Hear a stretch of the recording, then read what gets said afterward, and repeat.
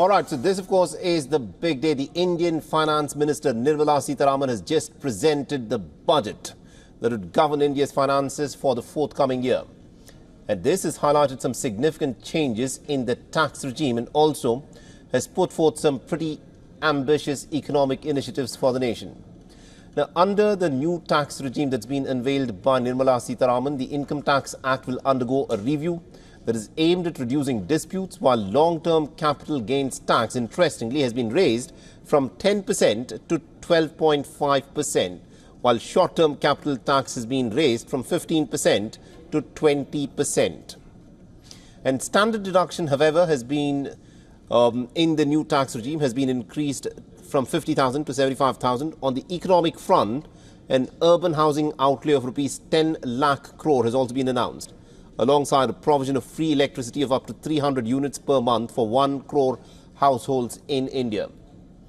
And Nirmala Sitharaman has also addressed the elephant in the room, the crisis of jobs and joblessness, and therefore the government has made some concerted efforts to provide employment and other opportunities.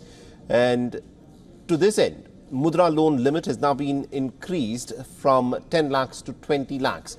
And MSMEs have been given a lot of credit guarantee schemes that have been launched, and there are youth-spawn internship programs that have also been brought in top companies, besides offering financial support for higher education loans of up to 10 lakh rupees will be given to the youth.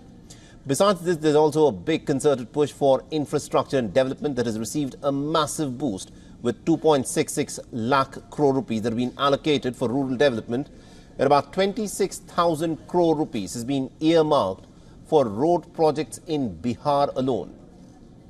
And something which is going to be of a lot of interest for people who invest in gold is that customs duty on gold and silver has now been reduced to 6%, while developmental projects for cultural and religious sites have been prioritized.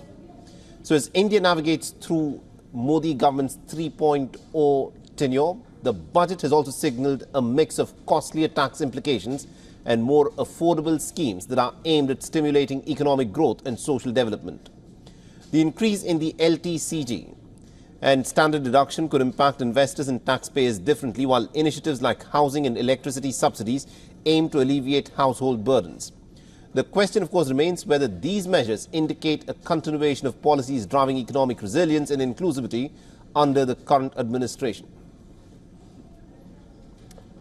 All right, now to give us more perspective on this, we're being joined in by my colleague Siddhant Sibal, who is, of course, joining us live on this broadcast. Siddhant, this is an important budget, the first budget of Modi 3.0, and the government seems to have addressed one crucial aspect, and that is about providing jobs to the youth in the country. And this was something that was highlighted by the Prime Minister as well. Yes, Mohammed, the key focus remains on jobs in the first budget of the third term of the Prime Minister Narendra Modi-led government. Now, essentially a scheme, actually a lot of schemes have been announced under which not only job employment will be created but also skilling as well.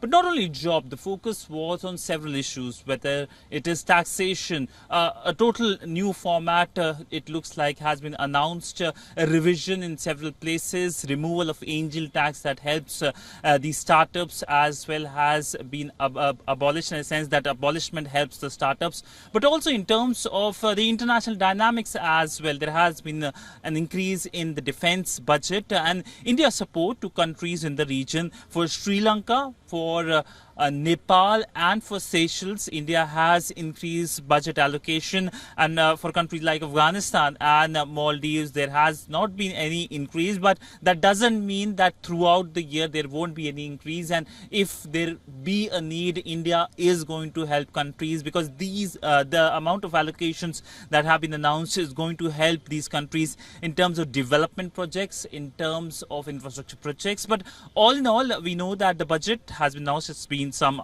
hours now, 2 to 3 hours, and the number crunching has started in terms of the various schemes and the amount that have been allocated, and that of course how it helps the common man is the big question. In fact, in a short while from now there will be a press conference here by the Indian Finance Minister that will be closely watched. Absolutely, indeed, Siddhant. We'll, of course, look forward to that. Thank you very much indeed for joining us and getting us those details there. For all the latest news, download the WION app and subscribe to our YouTube channel.